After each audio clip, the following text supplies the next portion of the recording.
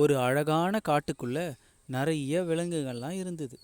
வெயில் அதிகமான காரணத்தால் மரங்கள்லாம் கம்மியாயிட்டு விலங்குகள்லாம் தண்ணியை தேடி ஓட ஆரம்பிச்சுது. வெயில் அதிகமானதால் எல்லா மிருகங்களும் கிராமத்தை நோக்கி நடக்க ஆரம்பிச்சுது.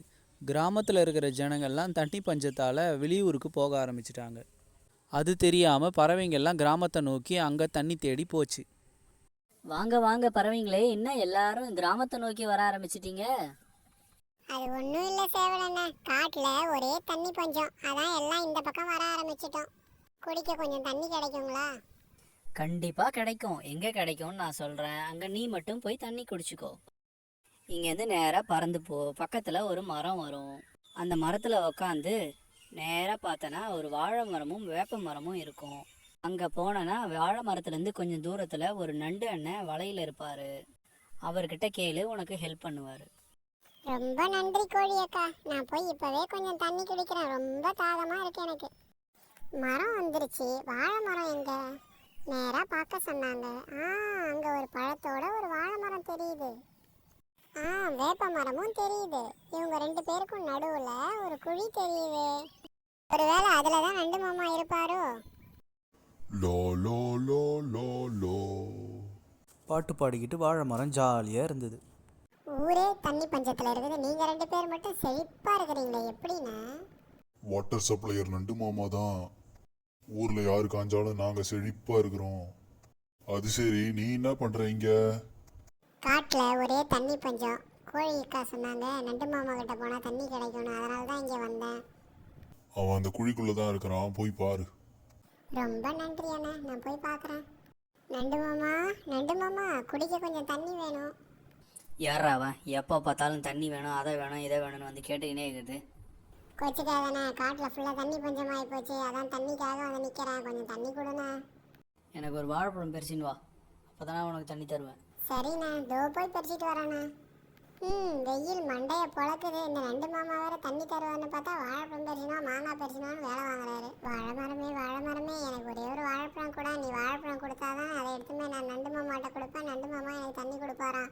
ப்ளீஸ் ஹெல்ப் பண்ணு, எனக்கு ரொம்ப தண்ணி தாகமாக இருக்குது. உனக்கெல்லாம் பழம் கொடுத்தா என் அழகு வீணா போயிடும். பழம்லாம் தர முடியாது, மொத்தம் இடத்த காலி பண்ணு. நீ இருந்தா எனக்கு என்ன, செத்தா எனக்கு என்ன? வெப்ப மரமே, நீயாவது கொஞ்சம் சொல்லி எனக்கு கொஞ்சம் ஒரு வாழைப்பழம் கொடுக்க சொல்ல. நடந்ததெல்லாம் நானும் பார்த்துக்கிட்டு தான் இருக்கேன். ஒரு வாழைப்பழத்தை தான் கூட வாழை மரமே போய் அதை கொடுத்துட்டு தண்ணி குடிச்சிட்டு வரட்டும்.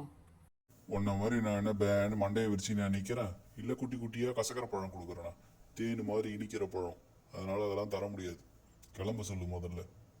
குருவி கடுப்பாகி நண்டையும் வாழை மரத்தையும் தீட்டிட்டு கிளம்பிடுச்சு. அடுத்தது காக்கா தண்ணி தேடின்னு வந்துச்சு. அதே விஷயம் திரும்பவும் நடந்துச்சு. வழக்கம் போல் தான்ற கர்வத்தோட வாழை மரம் வாழைப்பழத்தை கொடுக்கவே இல்லை. காக்காக்கும் தண்ணி கிடைக்கல.